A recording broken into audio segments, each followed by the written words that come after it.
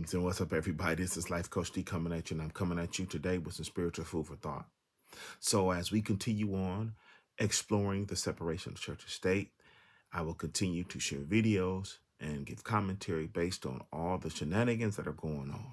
Like I said in the previous videos, we had the black church going against other black preachers because they simply wanted people to have their own right to choose. And now we have the black church coming together, coalescing and coming against white evangelicals who are now trying to condemn the church for not voting in a particular way. Stay tuned as this continues. I'll be back. Is in just a moment, but we know that the Democratic Party was the party of slavery. But we also know that pursuant to the Southern strategy, a lot of the Dixiecrats, the white supremacists, the racists, left the Democratic Party and went over into the GOP. That doesn't mean there are not white supremacists in the Democratic Party. But the Democratic Party became the party that championed and fought for civil rights in the 60s. And it's been the party that used to be the party of Lincoln, the GOP today, that has fought civil rights, that has fought voting rights, that has fought the Fair Housing Act and equality and equity and inclusion, affirmative action. The GOP is an obviously anti-black party. So don't you put your fingers in our face and tell us to fall in line for this party that compromise for the descendants of the people who, on one hand, call themselves Christians, but on the other hand, compromise biblical principles. No, we will not stand for that. Third of all, why is there a black church in the first place? Why are you using such divisive terms? There shouldn't be no black church and white church and Asian church and Hispanic church. But the black church was born out of the crucible of systemic racism, racial prejudice. We know that it was Richard Allen who was drugged out of the Methodist Church, him and Absalom Jones, doing a prayer meeting in Philadelphia, which gave birth to the first black church.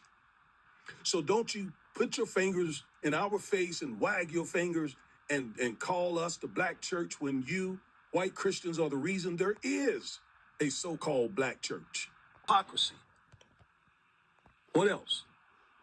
Must we disassociate from every establishment that supports abortion or LGBTQ+? Then we couldn't be a part of anything. We couldn't go to schools. We couldn't work our jobs. We couldn't live in our neighborhoods. And besides, if we're supposed to, according to you, dissociate ourselves from abortion and LGBTQ+, then why don't you disassociate yourself from Trump and MAGA and those others who are blatant white supremacists? White supremacy, racism, that's sin too. That is sin as well. White supremacy is a sin, and it has killed millions of African American people and has oppressed many other peoples of color. Just the other night, we heard a white supremacist comedian disparage an entire island and an entire ethnic group. And they're hurting from that. That's sin. So why are you associated with a white supremacist like Trump and all these others? By doing so, as you said to us, you are approving of that. You are condoning that white supremacy. If it's good for the goose, it's good for the gander. Your theology is hypocritical and unbalanced in a way that favors white supremacy. Now, here's why. I'm going to take you to some scripture now. Psalm 89:14 says, righteousness and justice are the foundation of your throne. This is talking about God. God's throne is established on two principles: righteousness and justice. Now, what I heard you say, Donald Swaggart, was, why doesn't the black church stand for righteousness? Well, I got a question. Why doesn't the white church stand for justice, for equity? Why doesn't the white church stand for fairness? If you're going to ask the black church why it doesn't stand for righteousness, which I don't agree with, by the way, why did you leave out justice? We read right here that God's throne is established upon righteousness and justice. Another verse, Isaiah 1:17. Learn to do right. There's the righteousness part. Seek justice. What else? Relieve the oppressed. Correct the oppressor. Defend the fatherless. Plead for the widow. The white church does none of those justice things. Doesn't seek justice.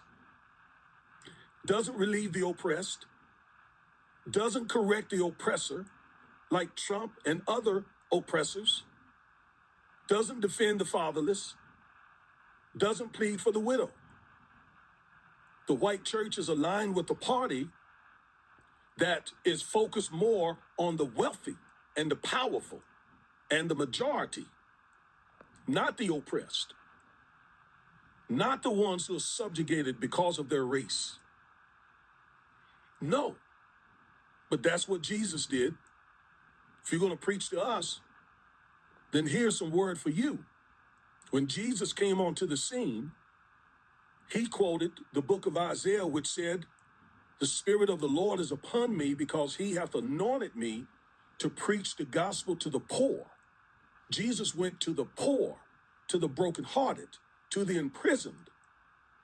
You know those people that you just call animals? That's where Jesus went. That's who Jesus came into the earth to relieve their sufferings. Those people that you called animals. Those people who have been severely affected by white supremacy and 400 years of oppression that you refer to as animals.